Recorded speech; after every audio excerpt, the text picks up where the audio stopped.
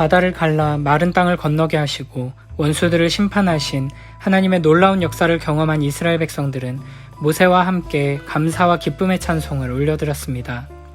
그리고 이제 모세의 인도를 따라 수르 광야로 들어가서 거기서 사흘길을 걸어갑니다. 그런데 광야에는 물이 없었습니다.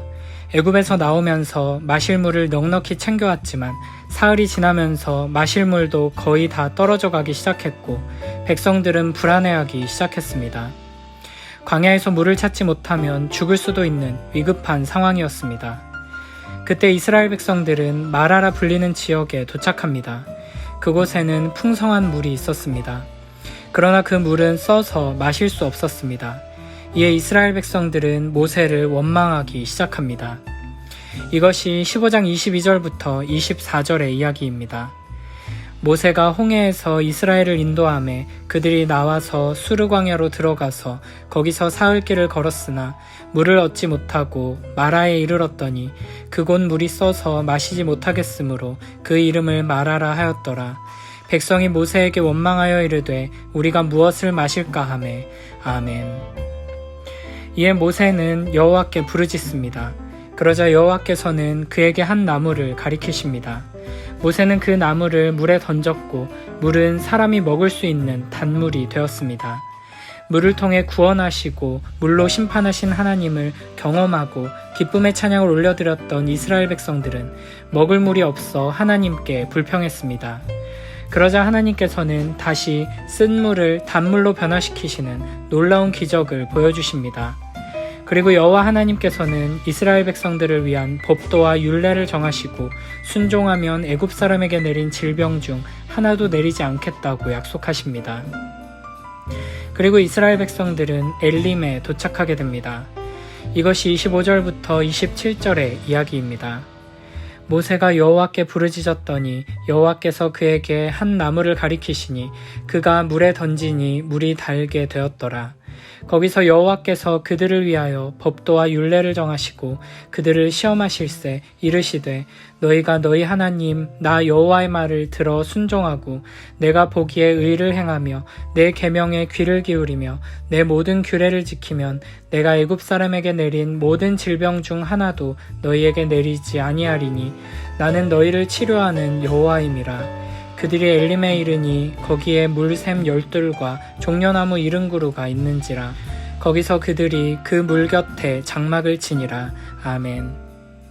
오늘 이야기 속에서 이스라엘 백성들은 하나님을 신뢰하지 못하고 불평하는 미성숙한 모습을 보여줍니다. 아무리 마실 물을 구하지 못하는 것이 생명과 직결되는 심각한 상황이라고 하더라도 사흘 전에 경험했던 여호와 하나님의 놀라운 권능과 영광을 생각한다면 하나님 앞에 엎드려 기도하고 하나님의 도우심을 구해야 마땅했습니다. 하지만 이스라엘은 광야 여정을 시작하면서부터 앞으로도 계속 이와 같은 미성숙한 모습, 불신앙의 모습을 보여줍니다. 이스라엘의 이러한 모습은 바로 우리의 연약함을 드러내는 것입니다. 사도 바울은 이와 같은 이스라엘의 불신앙과 불평을 떠올리면서 고린도전서 10장 10절에서 이렇게 말합니다. 그들 가운데 어떤 사람들이 원망하다가 멸망시키는 자에게 멸망하였나니 너희는 그들과 같이 원망하지 말라. 아멘. 하나님을 신뢰하지 못하고 원망하며 불평한 이스라엘은 결국에는 다 광야에서 죽고 가나안 땅에 들어가지 못했습니다.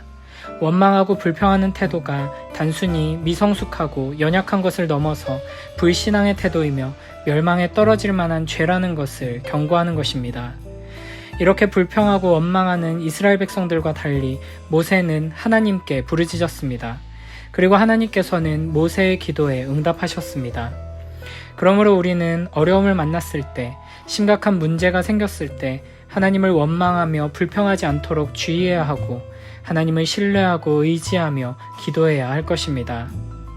오늘 이야기를 통해 우리는 하나님께서 구원받은 하나님의 백성들을 어떻게 인도하시는지를 보게 됩니다.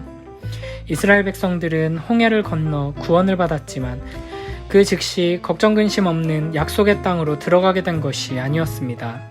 하나님께서는 모세를 통해 이스라엘 백성들을 광야로 이끄셨고 그곳에서 어려움을 겪고 시험을 받게 되었습니다. 예수 그리스도를 믿는 믿음으로 의롭게 된 하나님의 자녀들의 인생 또한 마찬가지입니다. 예수 믿고 구원받았다고 해서 바로 이 땅에 낙원이 펼쳐지는 것이 아닙니다. 오히려 하나님께서는 구원받은 자녀들을 아무것도 없는 황량한 광야로 끌고 가십니다. 그곳에서 고난과 어려움을 통과하며 하나님을 의지하고 붙드는 훈련, 믿음으로 하나님을 바라보는 훈련을 받게 하십니다. 왜냐하면 하나님께서 우리를 구원하신 목적이 단순히 우리를 약속의 땅에 들어가도록 하는 것이 아니기 때문입니다. 하나님께서는 우리를 하나님의 형상으로 회복시키시고 완성하기 원하십니다. 우리가 하나님과의 참된 신뢰의 관계를 맺고 깊은 사랑의 관계 안에서 자라나기를 원하십니다. 그래서 광야의 시간들을 허락하시며 어려움을 통과하도록 하시는 것입니다. 하나님께서는 모세에게 한 나무를 보여주셨고 그 나무를 물에 넣자 물이 달게 마실 수 있는 물로 변화되었습니다. 하나님께서는 이 기적을 통해 다시 한번 하나님의 능력을 보여주시며 어려움을 만났을 때 불평하고 원망할 것이 아니라 하나님을 신뢰하며 의지하도록 교훈하십니다. 그리고 이 나무는 창세기 2장의 생명나무를 떠올리게 합니다. 그 나무는 나중에 요한계시록 22장 2절에서 새 예루살렘의 장면에서 등장하는데 매달 새로운 열매를 맺고 잎사귀에는 만국을 치료하는 능력이 있습니다. 그리고 이 나무는 예수 그리스도의 십자가를 상징하기도 합니다. 예수 그리스도의 십자가에는 우리가 인생에서 만나는 모든 마라의 쓴물을 달게 바꾸는 능력이 있습니다. 그러므로 우리는 인생의 광야길에 있을 때 예수 그리스도의 십자가를 굳게 붙들고 의지해야 하는 것입니다. 그리고 25절 후반부에서는 여호와께서 그들을 위하여 법도와 율례를 정하시고 그들을 시험하신다고 말합니다. 이때는 아직 이스라엘 백성들이 십계명을 받기 전이었고 시내산에서 율법을 받기 전이었습니다. 그러나 이제 이스라엘 백성들은 애굽에서 구원을 받았고 홍해를 건너면서 하나님의 백성이 되었습니다. 애굽에 있을 때에는 여호와의 법도와 율례에 대해 하나님께서 전혀 말씀하지 않으셨습니다. 그러나 이제 애굽의 종에서 하나님의 소유된 백성이 되었기 때문에 하나님께서는 이스라엘 백성들에게 하나님의 말씀에 순종하도록 요구하시는 것입니다. 하나님께서는 이스라엘 백성들을 하나님의 백성다운 모습으로 성장시키기 위해 거룩한 백성으로 성숙한 존재로 자라게 하시기 위해 법도와 율례를 주시며 인도하십니다. 그러면서 26절에서는 너희가 나 여호와의 말을 들어 순종하고 의를 행하며 내 계명에 귀를 기울이며 내 모든 규례를 지키면 애굽 사람에게 내린 모든 질병 중 하나도 너희에게 내리지 아니하리라 라고 말씀하십니다. 애굽에서 하나님께서는 그 놀라운 능력으로 무서운 심판을 내리셨고 그 중에는 질병의 저주도 있었습니다. 그러나 하나님께서는 이제 광야에서 이스라엘 백성들에게 쓴물이 단물이 되게 하는 놀라운 능력을 보여주십니다. 하나님을 대적하는 악인들에게는 무서운 심판을 내리시지만 하나님의 말씀에 귀 기울이며 그 말씀을 잘 지키고 순종하는 자들에게는 이처럼 치유의 은혜를 내려주시고 보호하시고 인도하신다는 것을 우리는 기억해야 합니다. 이 사건 이후 27절에 보면 이스라엘 백성들은 엘림이라는 곳에 도착하게 됩니다. 거기에는 물샘 12과 종려나무 70그루가 있었습니다. 엘림은 수많은 사람들이 쉼을 얻을 수 있는 엄청난 규모의 오아시스 지역이라고 할 수 있습니다. 12샘과 70그루의 종려나무는 이스라엘의 12지파와 70장로를 상징하는 것으로 하나님의 구원의 완성과 풍성한 은혜를 의미합니다. 하나님께서는 이스라엘 백성들을 평안히 쉴 수 있는 좋은 곳으로 인도하셨습니다.